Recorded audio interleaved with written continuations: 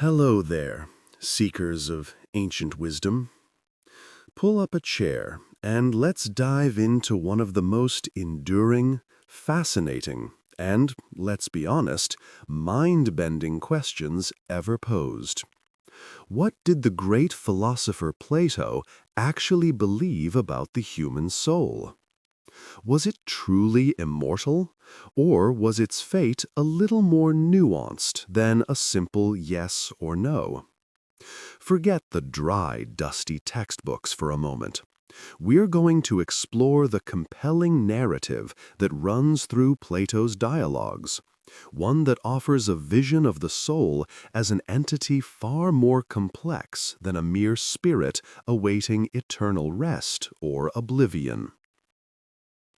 While the quick and easy answer you'll often hear is, Plato believed the soul is immortal, end of story, this glosses over the rich tapestry of arguments, allegories, and revisions he wove throughout his life. To truly appreciate his genius, we must look beyond the simplified statements and examine the intellectual journey he took, from the compelling certainty of the Phaedo to the more intricate cosmological framework of the Timaeus. The triumvirate of proof in the Phaedo. The Phaedo, which recounts the final hours of Socrates before his execution, is perhaps the most famous and passionate defense of the soul's immortality. It presents 4 key arguments, but let's focus on 3 that are particularly compelling and less often scrutinized. 1. The argument from cyclicality, the cycle of opposites. This is a beautifully intuitive argument. Plato suggests that everything in the world comes to be from its opposite. The idea here is that just as sleeping follows waking and waking follows sleeping, so too must life follow death and death follow life. If this weren't the case, if the cycle didn't reverse, eventually everything would end up in the same state, death, and change would cease. For Plato, the soul must therefore be reborn from the dead. It's a cosmic balance sheet. A debit of death must be followed by a credit of life. The unique twist here is that this isn't just a claim of eternal survival, but a necessary reincarnation to keep the fabric of existence from unraveling into a single final state. 2. The argument from recollection, anamnesis. This is a truly original Platonic idea that is often misunderstood.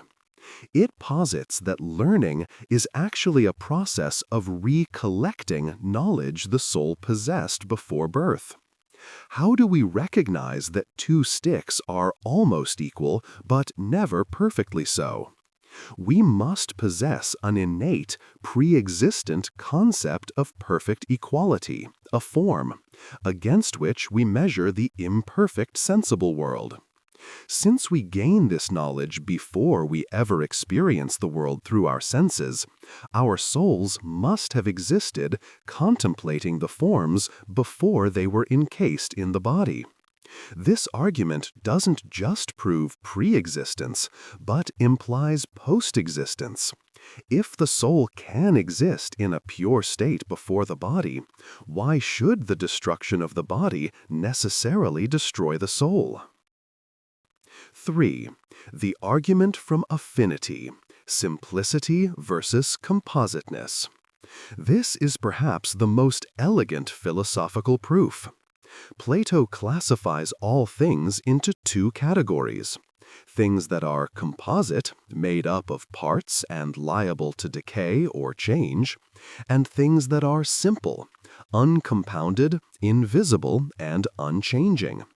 The body, being visible, composite, and constantly changing, belongs to the former. The soul, however, is invisible, and, when functioning properly, philosophizing, it is concerned with the forms, the unchanging, invisible realities of justice, beauty, and goodness. Since like tends to affiliate with like, the soul must be akin to the forms, and therefore simple, invisible, and indestructible. It's the sheer simplicity of the soul, its lack of moving parts, that guarantees its eternal nature. The problem of the charioteer, the tripartite soul, and its implication. In the Republic and the Phaedrus, Plato introduces a crucial refinement, the tripartite soul. He uses the magnificent allegory of the charioteer. The charioteer, reason, logistikon, the rational part, seeking truth, governing the soul. The noble horse, spirit, thymoides, the spirited part, concerned with honor, righteous indignation, and glory. The wild horse, appetite, epithymetikon, driven by base desires, hunger, lust, and greed. Now, here's the profound, less discussed complication this introduces. The Phaedo argument depended on the soul's simplicity. Yet, the tripartite soul is explicitly composite. It has parts. How can something with parts be truly immortal? Plato addresses this by suggesting that the lower parts, spirit and appetite, are adventitious or acquired during the soul's descent into a body. He implies that only the rational part, logistikon, the charioteer, is genuinely simple, divine, and immortal. The goal of philosophy and virtue, therefore, is not to simply live a good life, but to purify the rational element of the soul so that it can shed the corrupting mortal elements, the horses, when the body dies, allowing the true immortal self to return to the realm of the forms. This redefines immortality, not as the survival of your full psychological self, with all your earthly desires, but as the survival of your core rational essence. The cosmic designer and the soul's creation in Timaeus. In his late work, the Timaeus, Plato moves from ethical arguments to a cosmological myth, presenting the most fascinatingly original take on the soul's origin. Here, the soul is not an innate given, but a meticulously constructed entity created by the demiurge, the divine craftsman. The demiurge creates the soul by mixing three main ingredients. 1. Existence, the same. 2. Change, the different. And 3. A combination of the two. He then uses a complex mathematical process, dividing this primordial mixture according to specific harmonic ratios, the famous Platonic lambda, and forms it into bands that cross each other, creating the circle of the same and the circle of the different, the cosmic structure that governs the movements of the planets and the universe. The individual human soul is a tiny, miniature replica of this cosmic soul. Why is this important? It confirms the soul's immortality by making it a divinely manufactured product, a piece of the cosmos itself. The demiurge tells the newly created gods that while he made them and could theoretically unmake them, he won't. This assurance extends to the primary rational component of the human soul. Thus, the soul is immortal not by nature alone, but by a divine guarantee from its benevolent creator.